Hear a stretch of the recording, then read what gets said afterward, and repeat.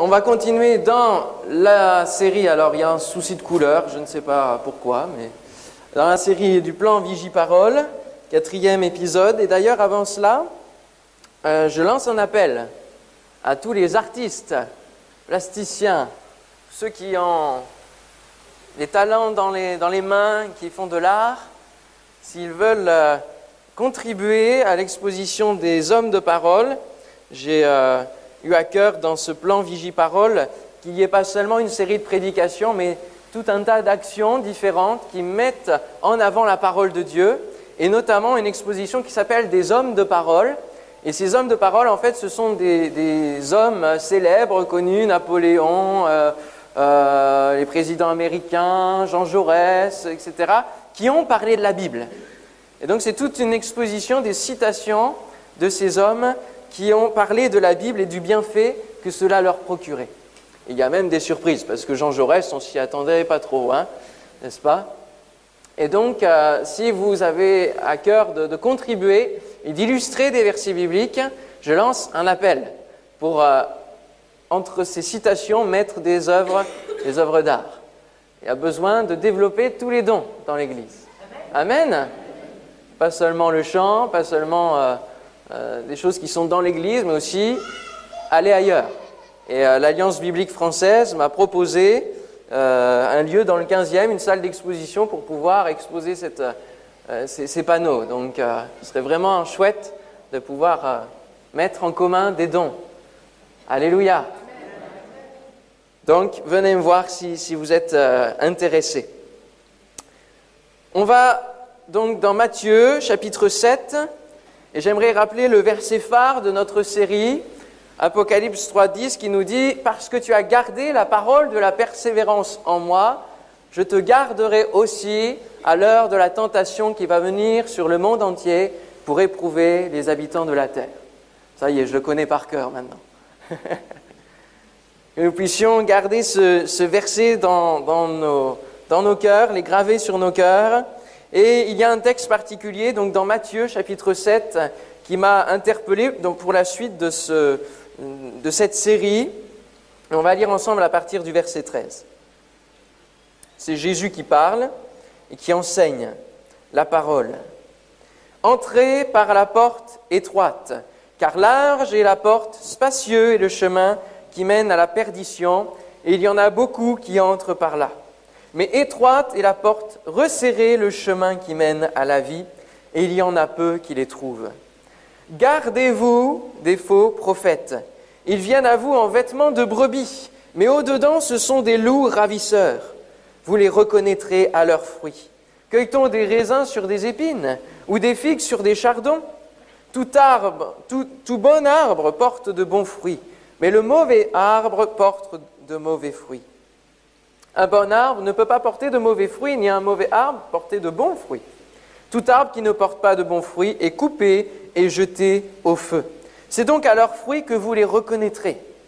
Ceux qui me disent « Seigneur, Seigneur » n'entreront pas tous dans le royaume des cieux, mais celui-là seul qui fait la volonté de mon Père qui est dans les cieux. Plusieurs me diront en ce jour-là « Seigneur, Seigneur, n'avons-nous pas prophétisé en ton nom? N'avons-nous pas chassé des démons par ton nom? Et n'avons-nous pas fait beaucoup de miracles par ton nom? Alors je leur dirai ouvertement, je ne vous ai jamais connus. Retirez-vous de moi, vous qui commettez l'iniquité. C'est pourquoi quiconque entend ces paroles que je dis et les met en pratique sera semblable à un homme prudent qui a bâti sa maison sur le roc. Pétra, Jésus. La pluie est tombée, les torrents sont venus, les vents ont soufflé et se sont jetés contre cette maison. Elle n'est point tombée parce qu'elle était fondée sur le roc. Mais quiconque entend ces paroles que je dis et ne les met pas en pratique sera semblable à un homme insensé qui a bâti sa maison sur le sable. La pluie est tombée, les torrents sont venus, les vents ont soufflé et ont battu cette maison. Elle est tombée et sa ruine a été grande. Après que Jésus eut achevé ce discours, la foule fut frappée de sa doctrine, car il enseignait comme ayant autorité et non pas comme leurs scribes. Amen. Alléluia. Ces derniers versets me font penser à une chanson que l'on chante à l'école du dimanche. Le vent souffla et la pluie tomba, Le vent souffla et la pluie tomba. Le vent souffla et la pluie tomba. Et la maison résista. Amen. Que notre maison résiste. Gardez-vous des faux prophètes. Méfiez-vous des apparences. Méfiez-vous des apparences. C'est ce que Jésus dit dans ces quelques versets. Gardez-vous des faux prophètes. Ils viennent avec des vêtements de brebis, mais au-dedans d'eux, ce sont des loups ravisseurs. Dans l'Église, on peut avoir toutes sortes de personnalités, toutes sortes de gens, des gens qui vont, qui viennent, on ne les connaît pas, on apprend à les connaître, et puis parfois, il y en a qui partent avec fracas parce qu'ils ont fait des clashs, des dégâts dans l'Église. Et Jésus ici met en garde et donne un avertissement en disant « Gardez-vous des faux prophètes, faites attention ».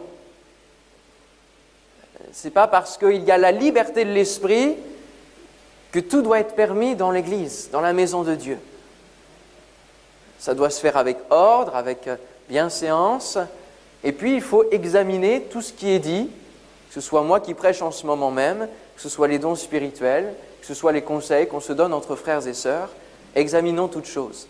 Alors ça ne veut pas dire qu'on va se barricader les uns des autres et qu'on ne va plus se connaître, hein, bien sûr. Mais il faut quand même avoir une part de méfiance par rapport à ceux qui pourraient se proclamer prophètes, se proclamer docteurs, se mettre peut-être en avant sur la parole de Dieu. Et dans le cadre du plan Vigie-Parole, on est aujourd'hui le 8 mai 2016. Et le 8 mai, c'est un jour spécial en France qui marque la victoire, la fin de quelque chose, l'arrêt d'une tragédie humaine, d'une guerre sans fin qui a fait des dégâts immenses. Et alors à partir du 8 mai, il a fallu reprendre le cours de la vie, le cours de l'existence. Mais ça n'a pas empêché que d'autres guerres éclatent ensuite. Et dans l'Église, c'est pareil. Ça n'empêche pas qu'il faut toujours être sur nos gardes. Toujours sur nos gardes. Ce n'est pas parce que là, dans notre Église, on est peut-être dans un temps de paix, un temps d'accalmie, qu'il faut se relâcher au niveau spirituel. Il faut toujours être sur nos gardes. Les attentats sont passés, la vie reprend son cours, mais l'ennemi est toujours là. La menace est toujours là. Comme on l'avait dit la dernière fois, le danger est toujours là. On ne peut pas l'éviter, mais on peut y faire face. On peut y résister. Et parfois, l'apparence qui est donnée du vivre ensemble, tout cela est fragilisé justement par les coups, par les assauts, à chaque fois. Et c'est vrai que les heurts qui ont lieu en ce moment nous rappellent un autre mois de mai, 68.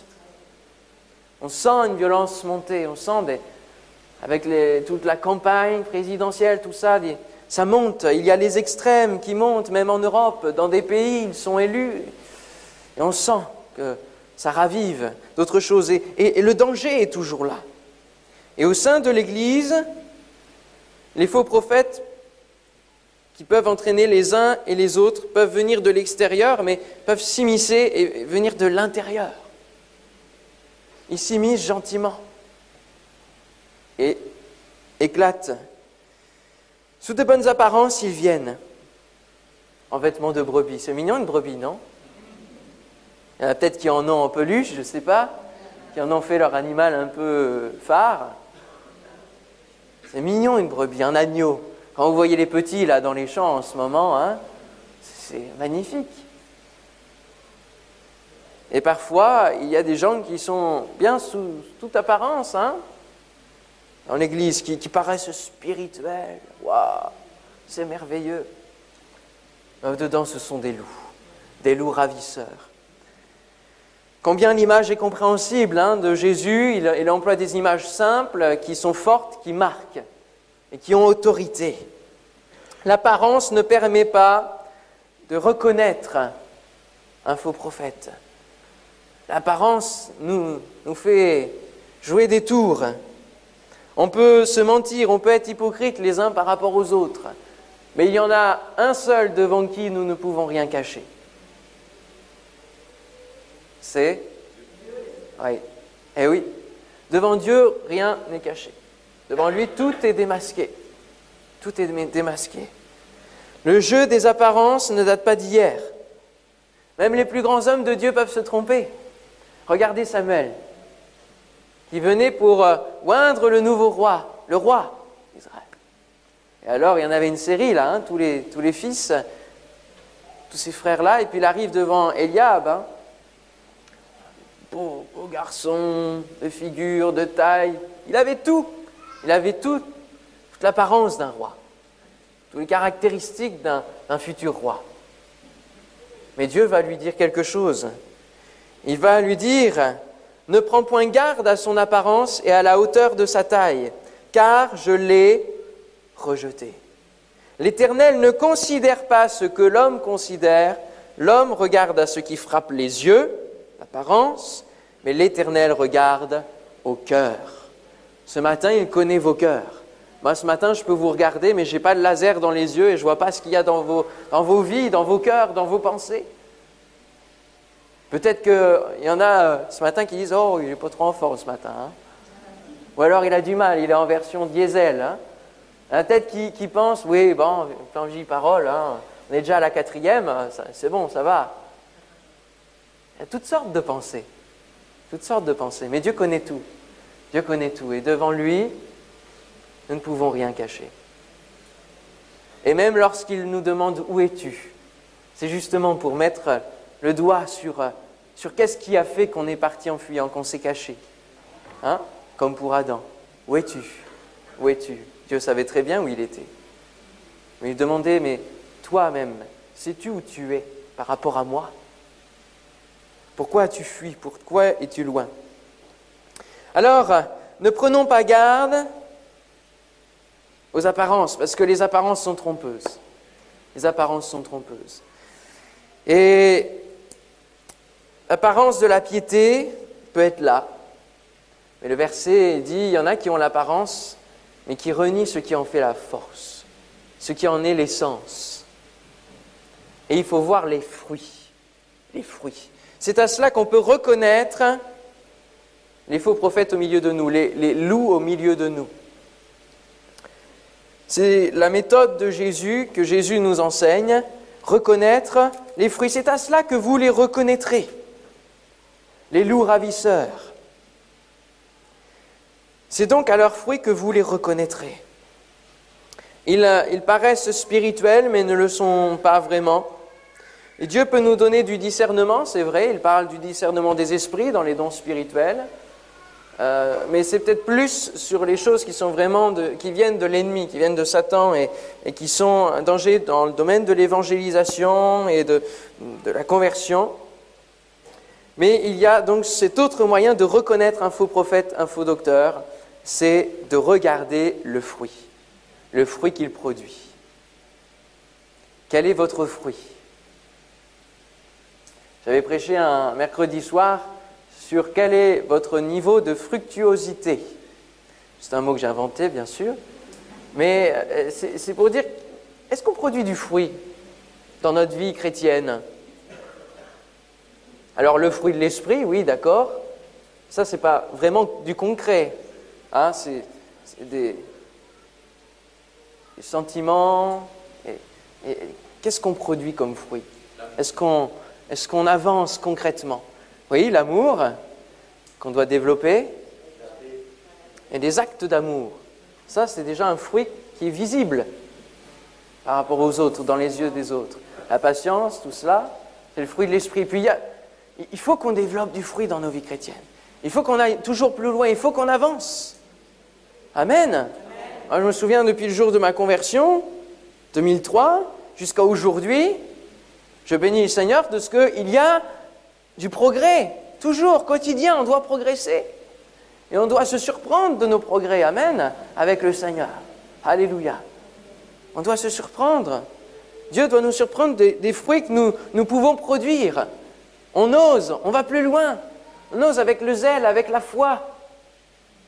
On ose faire des choses au nom du Seigneur. Alléluia. Hier, un frère me disait qu'il avait osé dire à une collègue qui disait « je souffre », de prier. Je vais prier pour toi. Je vais prier pour toi. Puis il a prié fort l'après-midi même. Et il a reçu un texto en fin de journée. « Ah, ta prière a marché, j'ai plus mal. » Alléluia. Ça, c'est aller plus loin, c'est produire du fruit. C'est avancer spirituellement. C'est oser. Alléluia. Ça, c'est produire du bon fruit. Du fruit qui est agréable au Seigneur, qui est dans la volonté de Dieu. Parce qu'en fait, c'est cela. C'est celui qui fait la volonté de mon Père. Alors, ce n'est pas évident de reconnaître un bon d'un mauvais fruit, parce que parfois, les faux prophètes ou les faux docteurs, les gens qui s'autoproclament et qui agissent pour leur propre gloire, leur propre ego, parfois, quand ils prient pour les gens, il y a aussi des miracles. Eh oui, il y a aussi certains fruits qui peuvent eux aussi paraître bons. Mais il faut voir ensuite ce qui en découle encore. Est-ce que du coup ce miracle, ils s'en glorifient, ils disent, voyez, j'ai prié et puis j'ai guéri en gros presque. Ils ne disent pas, mais ça les démange. Aussitôt, il faut que la gloire revienne au Seigneur, dans tous les fruits que nous produisons. Que la gloire soit au Seigneur. Est-ce que le fruit correspond à ce que nous disons, à ce que nous prêchons presque au quotidien? Est-ce que ça correspond à notre caractère, à ce que nous disons, à ce que nous annonçons? Est-ce que le fruit de celui qui enseigne, qui annonce, correspond à ce qu'il enseigne?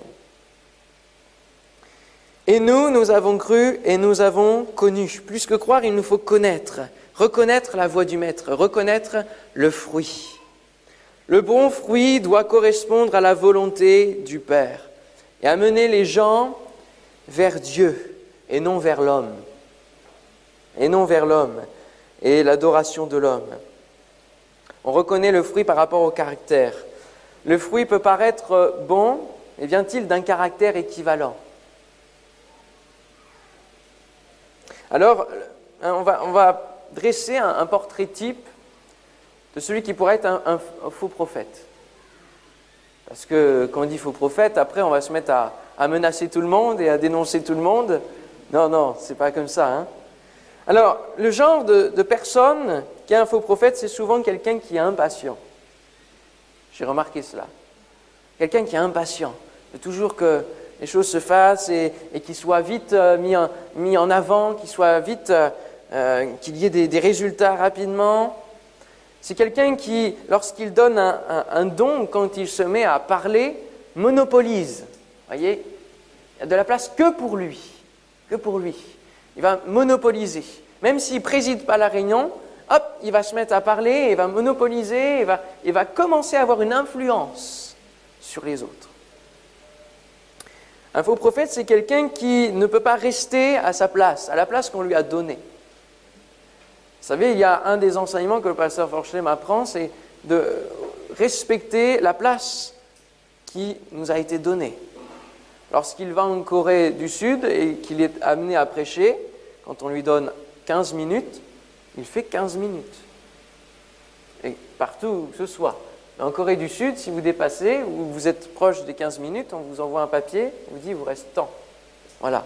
Parce qu'il faut que les choses soient ordonnées, organisées. Et qu'on reste à sa place. Parce qu'il y a d'autres prédicateurs, etc. Un faux prophète, c'est quelqu'un qui est capable d'annoncer une chose à un moment donné et quelques mois après de dire son contraire. Parce qu'il va essayer d'arranger en fonction de ce que les gens aiment entendre. Il va dire quelque chose et s'il entend que la mode est dans l'autre sens, il va dire le contraire. C'est des gens qui ne sont pas stables et qui vont d'une église à une autre. C'est à cela qu'on les reconnaît aussi. Parce qu'en fait, on entend parler d'eux bien avant. Ils ont fait des dégâts, des mauvais fruits dans d'autres églises, et du coup, ils sont obligés de partir. Et ils arrivent dans une église, et puis ils font de nouveau des dégâts, et ils continuent ailleurs. Et c'est ça qui fait qu'il y a de plus en plus de divisions dans nos milieux, et que le monde évangélique est une nébuleuse. C'est à cause de tous ces dégâts-là. Mais ça ne veut pas dire qu'il faut mettre tout le monde dans le même sac non plus. Faisons la part des choses. Alors, les faux prophètes, on continue, ont toujours plus de visions que les autres aussi. Ils ont presque des visions tous les 5 minutes. Oh, ça produit, hein. Ils ont une connexion haut débit avec le ciel. Et alors, ils peuvent vous dire un peu l'avenir. Ils se font aussi 10 heures de bonne aventure, presque. On n'est pas loin, hein. On n'est pas loin. Ils aiment d'ailleurs cet aspect du surnaturel. Et ils préfèrent le poids de l'expérience au poids de la parole de Dieu. Ils prennent la parole de Dieu, mais l'expérience, ça vaut autant en fait. Et il faut que l'expérience soit conforme à la parole de Dieu, frères et sœurs. Voyez un petit peu ce que c'est qu'un faux prophète. Quelqu'un qui parle au nom de Dieu, mais qui ne produit pas de bons fruits. Si vous suivez de tels hommes, vous avez une responsabilité devant Dieu. Et regardez quel est l'avenir que Jésus leur donne. Hein. N'avons-nous pas prophétisé en ton nom? N'avons-nous pas chassé des démons en ton nom? Et voyez, on retrouve cet aspect du surnaturel ici. N'avons-nous pas fait beaucoup de miracles par ton nom? Et il va dire, je ne vous ai jamais connu. Retirez-vous de moi, vous qui commettez l'iniquité. Et si vous suivez de tels hommes, leur avenir va devenir le vôtre. Leur avenir va devenir le vôtre.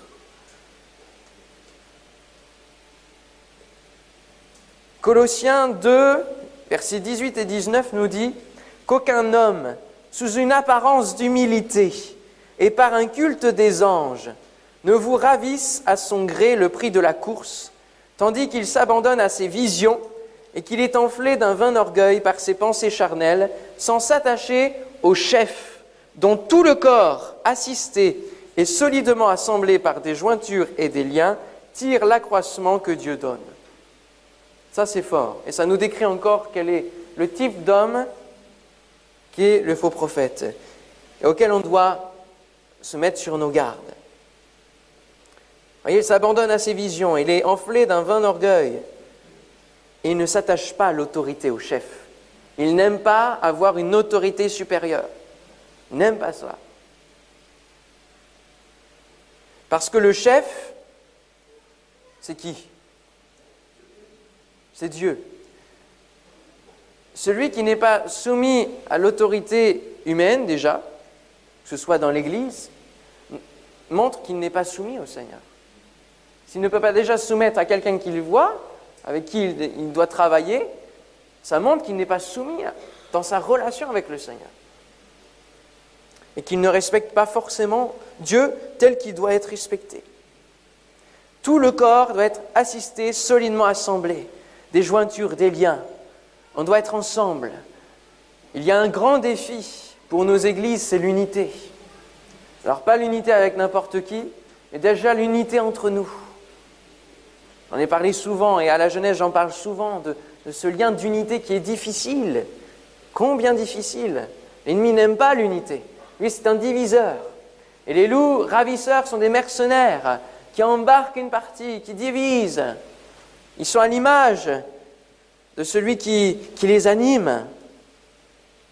Dans le corps de Dieu, on ne doit pas arriver devant le Seigneur, hein, l'épouse de Christ, l'Église, et comparer une épouse à un corps. Et si Jésus revient, on ne peut pas s'amener, il y a un membre par-ci, il y a un bout de pied par-là, non. On doit être unis, n'est-ce pas? Ah oui. Il faut s'attacher au chef qui est Christ. C'est lui qui bâtit son Église. Et ensuite, tout découle naturellement. Tout découle naturellement. Et chacun a sa part dans l'Église. Il n'y a pas seulement le corps pastoral qui va tout manager. On a besoin de tout le monde pour participer à la vie de l'Église. Et ce n'est pas seulement le ménage, bien sûr. C'est comme je disais tout à l'heure, les dons, tous les dons doivent être manifestés dans l'Église. Alléluia, dans la maison du Seigneur. C'est un corps, on doit être les pierres vivantes. Et moi, j'aime travailler avec les gens. J'aime que tout se fasse presque sans que j'ai rien à faire, en fait. Ça pourrait être bien. Et au week-end spirituel, je vais vous dire, je me suis, bon, pas tout à fait, mais j'ai beaucoup laissé les jeunes faire. Et même la coupure de portable, c'est eux qui ont eu l'idée. C'est merveilleux, n'est-ce pas? Et c'est ça, en fait, c'est l'expression du corps, de l'Église, qui doit se faire. Une autorité, oui, une autorité pas trop imposante qui ferme tout non plus. Il faut une autorité pour donner la direction, donner la vision, communiquer la parole de Dieu, et le corps dans son ensemble doit se construire. Alléluia. Alors, face à ce danger, c'est difficile de contrer, surtout quand les faux prophètes ou les faux docteurs disent qu'ils parlent au nom de Dieu. Difficile de dire « bah non ». Difficile, hein? Parce que bien souvent, ils mettent le nom de Dieu en avant, pour justement qu'il n'y ait pas de critique, qu'il n'y ait pas de choses. Alors, comment faire? Bien, il faut écouter la voix du Seigneur, reconnaître, analyser le fruit, reconnaître, et puis écouter la voix de Dieu et se plonger dans la parole. C'est elle qui va nous permettre de démasquer ceux qui parlent d'une mauvaise manière, qui triturent les Écritures. C'est elle qui va façonner notre personne, notre manière de penser, notre mentalité. C'est la parole de Dieu lue jour après jour qui va faire que ça va sculpter notre vie spirituelle. Ça va la construire. Et du coup, dès qu'il y aura quelqu'un qui viendra et qui a de mauvaises intentions, alors notre esprit au-dedans de nous va être gêné. Et le Saint-Esprit au-dedans de nous va y avoir un malaise qui va s'installer. Moi, c'est comme ça que ça se passe. Quand je suis devant des personnes qui, spirituellement, ça ne va pas. Il y a un malaise qui s'installe. Il y a une gêne. Et ça doit être cela parce que la parole de Dieu va nous façonner. Et alors, il dit, donc au verset 24, « C'est pourquoi quiconque entend ces paroles que je dis et les met en pratique sera semblable à un homme prudent qui a bâti sa maison sur le roc. » Amen. Il faut entendre la parole de Dieu et il faut la mettre en pratique. Et cette deuxième partie, c'est difficile, hein? Mettre en pratique la parole de Dieu. Mettre en pratique. Il est plus important de consacrer du temps à sa maison spirituelle qu'à sa maison matérielle terrestre. Mes frères et sœurs, construisez durablement. Notre court temps de vie sur cette terre nous sert à préparer l'éternité qui est devant nous. Alors construisons notre maison spirituelle, notre forteresse spirituelle. Est-ce que votre forteresse permet de ne pas se laisser influencer par les discours des uns et des autres? Est-ce qu'elle est assez solide? Est-ce que votre oreille est assez exercée à reconnaître la voix du bon berger ou alors à reconnaître quelque chose de dissonant? Est-ce qu'elle est exercée? Les gardes, ceux qui gardent, le titre c'est « Soyez sur vos gardes » ce matin. Ceux qui gardent, ils sont sur la muraille et ils surveillent en permanence. Ils n'ont pas le droit de baisser leur garde, justement. Ils surveillent en permanence, constamment. Est-ce que pour votre propre vie, vous vous gardez des faux prophètes? Alors, je parle de ceux qui peuvent venir dans l'Église, s'immiscer, mais il n'y a pas besoin non plus d'aller forcément à l'Église pour entendre des faux prophètes. Sur Internet, vous en avez une foultitude. Et c'est le meilleur terrain pour eux, pour bâtir leur ministère, leur page Facebook, etc. Parce que là, ils n'ont aucun contrôle, ils n'ont aucune autorité, rien du tout au-dessus d'eux. Et ils délivrent tous leurs messages. Puis souvent, ils ont les moyens. Remarquez ça aussi. Souvent, l'argent est dans l'affaire, malheureusement. Est-ce que votre forteresse spirituelle est assez solide? Est-ce que notre forteresse, en tant qu'Église, est assez solide pour empêcher, ou en tout cas reconnaître, et permettre à ces hommes qui peuvent venir détruire les uns et les autres, est-ce qu'ils peuvent être empêchés dès le début d'agir? Bien souvent, l'histoire d'Évidence a connu des méfaits parce qu'il y a la multiplicité de départements Et ça permet aux uns et aux autres de naviguer de départements aux autres et de ce qu'un pasteur ne soit pas forcément au courant. Et heureusement, il y a un conseil d'église qui permet qu'entre pasteurs, on parle, on communique. Mais ça favorise la multiplicité des faux docteurs au milieu de nous. Et il faut que nous soyons solidement fortifiés, armés. Et que notre forteresse permette à ces hommes, à ces femmes parfois aussi, désolé de vous le dire, il y a aussi des femmes parfois qui font des dégâts, de ne pas agir au milieu de nous.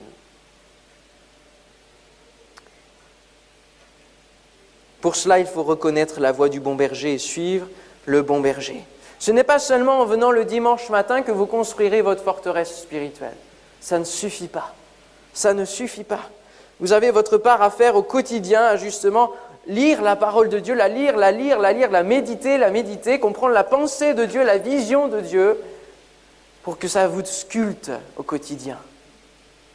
Celui qui a une œuvre d'art en cours, il y revient tous les jours, il y passe des heures, il n'en mange pas. Il se consacre à cela, pour que la sculpture reste dans ce qu'il a, dans ses pensées. Il va continuer à sculpter au quotidien. Est-ce que nous fortifions au quotidien avec la parole de Dieu? Est-ce que nous montons la forteresse au quotidien avec la parole de Dieu? Pour se protéger des ennemis, ceux qui avaient des ennemis dans différentes époques, les châteaux qu'on voit aujourd'hui, les forteresses, bon, parfois ce n'est que des ruines, mais il y en a, les forteresses sont encore bien solides. Mais ils les ont montées assez rapidement, parce que l'ennemi était là. Est-ce que nous négligeons notre vie spirituelle ou pas? Au cours de la semaine, comment est notre relation avec Dieu? Quel temps nous prenons?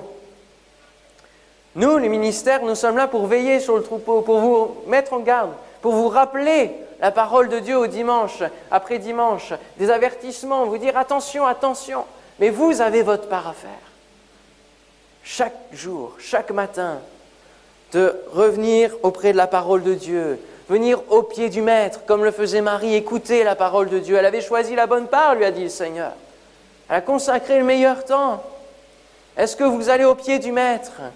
Est-ce que vous suivez le bon berger? Est-ce que vous savez reconnaître sa voix chaque jour, qui va vous guider dans vos choix de vie? Nous, on est là pour veiller sur le troupeau, pour avertir les brebis, les bergers, avertir du danger, ramener les âmes qui commencent à s'éloigner. On est là pour faire comme des chiens de berger. Moi, je me compare à un chien de berger. Je ne suis pas le berger. Jésus est le bon berger. Amen. Et le chien de berger, sa mission, c'est de faire le tour. Faire le tour. Et de guetter la brebis qui commence à s'éloigner. Il fait le tour, il court, et puis il avertit, il annonce, il aboie. Il aboie, il dit attention, attention, soyez sur vos gardes. N'allez pas trop loin. Attention. Nous, c'est notre mission. Vous, c'est de suivre la voie du berger. Amen. Est-ce que je peux avoir trois ou quatre personnes? Venez avec moi. Venez avec moi. On va faire un petit exercice. Allez, encore une personne. Voilà, là on va dire que c'est des brebis. D'accord? Ce sont des brebis du Seigneur. Amen. Elles sont belles, les brebis du Seigneur. Alléluia. Puis là, on a Jésus. Il est beau, notre Jésus, hein?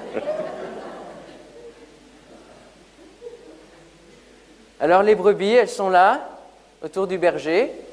Puis le berger, à un moment donné, il continue à avancer. Donc, vous pouvez avancer quelque part, on ne sait où vous voulez, dans la direction que vous voulez.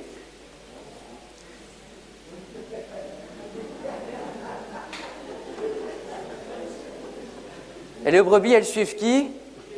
Elles suivent Jésus.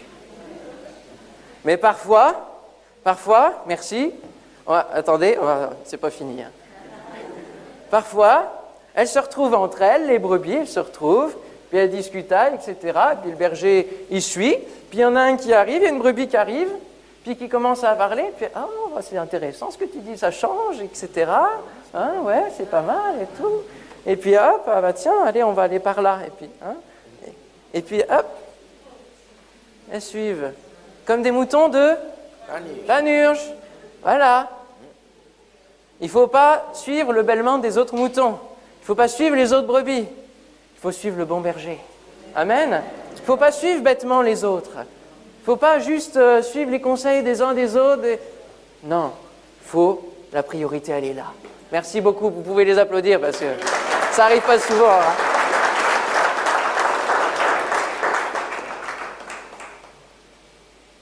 Notre vie spirituelle ne doit pas aller au gré des discours des uns et des autres.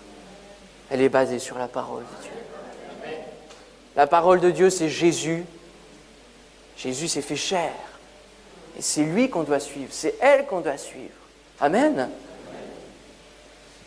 Je suis le bon berger, je connais mes brebis, elles me connaissent. Il ne suffit pas de croire seulement. Combien en ce moment je vois des gens qui me disent qui disent qu'ils croient et qu'ils ont la croyance et qui mettent la croix là, qui font ceci, qui font cela, qui se disent chrétiens. Et je me dis, mais ça ne correspond pas à ce que je vis, moi. Ce n'est pas du tout la même chose. Il ne suffit pas de croire, il faut connaître. Connaître. Jésus dira à ces faux prophètes, je ne vous ai jamais connus. Je ne vous ai jamais connus. Il faut aller plus loin que la foi, il faut connaître Christ.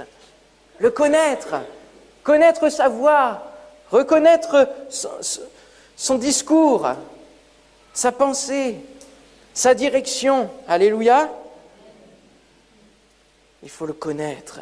Est-ce que vous avez été connus ? Nous avons cru et nous avons connu. Hein. Il y a les deux parts. Il faut connaître le Seigneur. Et pour connaître quelqu'un, ça demande du temps. Il faut apprendre à connaître. D'ailleurs, vous ferez connaissance avec le jeune couple qui est là. D'accord ? Hein ? Parce que beaucoup se demandent qui c'est. Vous irez les voir, vous leur demanderez. Ils nous rejoignent aussi. Amen.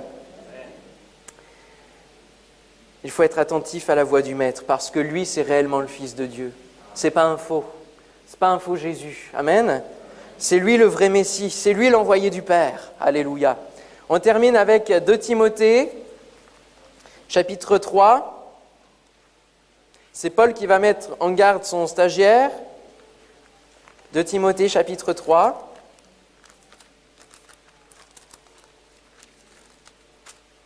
Verset 1er. Sache, Timothée, que dans les derniers jours, il y aura des temps difficiles. Et là, on est plus que dans les derniers jours. Hein. Car les hommes seront égoïstes, amis de l'argent, fanfarons, hautains, blasphémateurs, rebelles à leurs parents, ingrats, irréligieux, insensibles, déloyaux, calomniateurs, intempérants, cruels, ennemis des gens de bien, traîtres, emportés, enflés d'orgueil, aimant le plaisir plus que Dieu, ayant l'apparence de la piété, mais reniant ce qui en fait la force. Éloigne-toi de ces hommes-là. Éloigne-toi de ces hommes-là. Parce que ces hommes-là vont t'influencer à faire décliner ta vie spirituelle. Éloigne-toi de ces hommes-là. On voit dans toute cette liste combien c'est une réalité, que ce soit pour les gens qui sont athées, qui n'ont pas du tout de foi, mais aussi pour ceux qui clament une certaine croyance, une certaine piété. Je l'ai écrit hier sur Facebook, je ne me souviens plus trop la formulation, mais c'était vraiment un cri du cœur de dire que être chrétien, ce n'est pas superficiel, ce n'est pas épisodique. Être chrétien, ça nous transforme. Et ça fait que nos choix et tout ce que nous sommes vit par rapport à cela. C'est lui l'essentiel, c'est lui le centre. Toutes les décisions de nos vies, tous les domaines de notre vie doivent lui être soumis. Amen. Ça doit nous transformer réellement. On n'est plus les mêmes. Tout change. Que ce soit notre caractère, que ce soit notre langage, tout doit changer.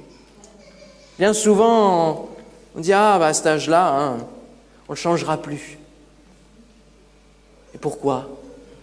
Nous, on ne va pas le changer, c'est sûr. Mais Dieu peut changer. N'importe quel âge, Dieu nous transforme pour nous rendre meilleurs. Alléluia. Soyez sur vos gardes, frères et sœurs. L'ennemi est subtil. Il peut passer par ce qui est le plus cher dans votre vie. parfois une personne que vous aimez bien, que vous appréciez. Il prend au défaut de la cuirasse, comme pour le roi d'Israël, un autre roi, qui a été tué parce qu'il avait un défaut dans la cuirasse. Le défaut de la cuirasse, il a été tué par là. Nous ne devons laisser aucune négligence, aucune négligence. Il faut toujours veiller, tenir nos lampes allumées, comme les vierges sages. Ne soyons pas fous, ce n'est plus le temps, frères et sœurs. Allez à des divagations. Soyez sur vos gardes pour votre vie, mais aussi pour l'Église dans son ensemble. Amen. Tenons nos lampes allumées. J'aimerais qu'on chante un chant pour terminer. Vous allez dire que je reviens encore à l'enfance, mais... Ma petite lumière, vous connaissez ça? Ma petite lumière. On va le prendre dans la tona. On va pas faire les choses... On se lève ensemble? Alléluia. Ma petite lumière, je la ferai briller. Ma petite lumière, je la ferai briller. Ma petite lumière, je la ferai briller. Chaque jour, chaque jour, chaque jour, chaque jour et de toute manière. Oui, je ferai briller ma lumière. Lundi, j'ai son amour immense. Mardi, me donne sa puissance. Mercredi, me remplit de sa paix. Jeudi, m'enseigne à prier. Vendredi, je grandis dans la foi. Samedi, me remplit de sa joie. Dimanche, l'Esprit de Dieu me libère pour faire briller ma lumière. Ma petite lumière, je la ferai briller. Ma petite lumière, je la ferai briller. Ma petite lumière, je la ferai briller. Chaque jour et de toute manière, oui, je ferai briller ma lumière. Lundi, Jésus nous donne l'amour.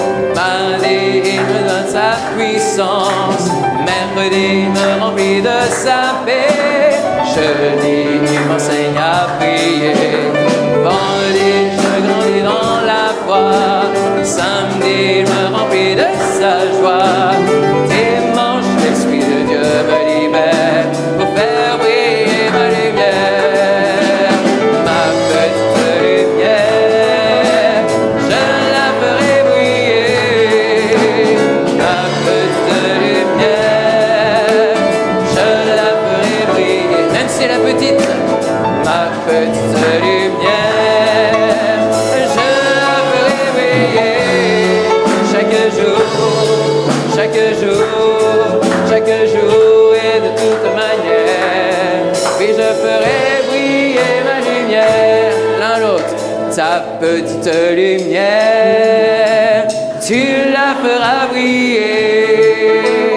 Ta petite lumière, tu la feras briller.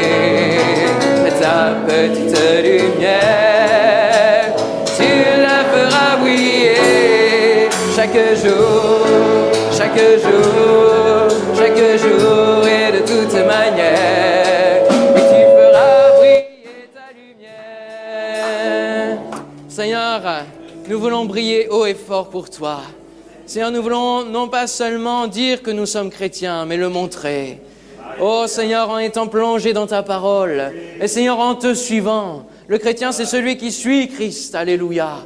Seigneur, nous voulons suivre ta parole, la mettre en pratique, Seigneur Dieu. Donne-nous au quotidien, dans tout, Seigneur, toutes les occasions, toutes les circonstances, de mettre en pratique ce que tu nous dis, Seigneur. Cette voix qui parle à notre oreille. Seigneur, donne-nous d'y obéir, de nous y soumettre au nom de Jésus. Merci, Seigneur. Tu bénis cette semaine, Seigneur, pour chacun de nous.